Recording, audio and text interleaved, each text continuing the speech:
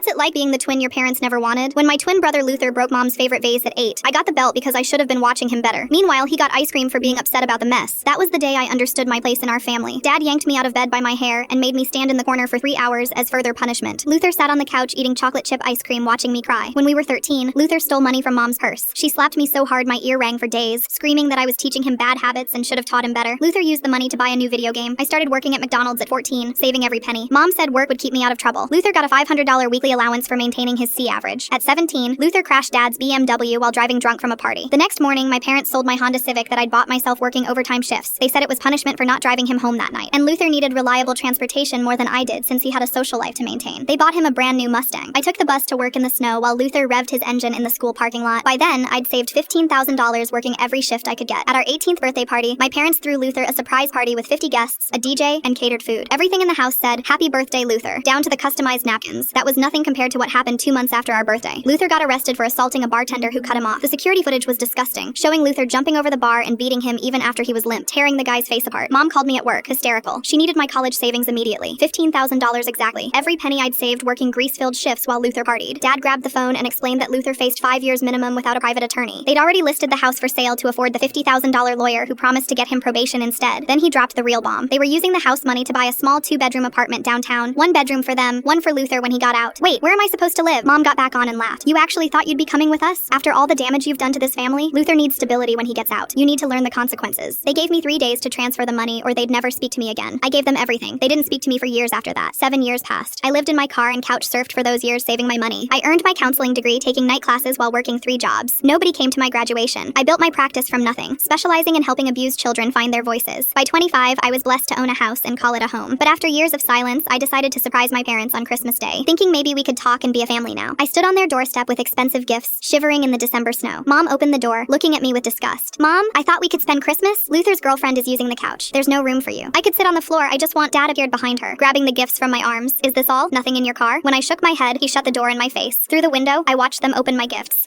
Luther's girlfriend was wearing the sweater I'd knitted for Mom 3 Christmases ago, the one I'd mailed but never heard about. That was the day I decided there was nothing I could do. But 1 year later, my phone rang at midnight. Mom was screaming so loud I had to hold the phone away from my ear. Luther had stolen their rent money, all $8,000, and disappeared on a bender. They'd found him in jail 3 states away. "We're getting evicted in 3 days unless you wire us $15,000 tonight, the same amount they took from me. You took my $15,000 7 years ago." Dad's voice came on. "Listen carefully. You owe us everything. We kept you fed and clothed for 18 years despite you making Luther's life harder with your constant need for attention." Before I could respond, Mom grabbed the phone back. "We already know you have it. I saw your house on Instagram. Nice pool with marble countertops. Must be nice living like that while Luther suffers in jail and we're facing eviction because we spent everything helping him." I said, "No thank you," and hung up.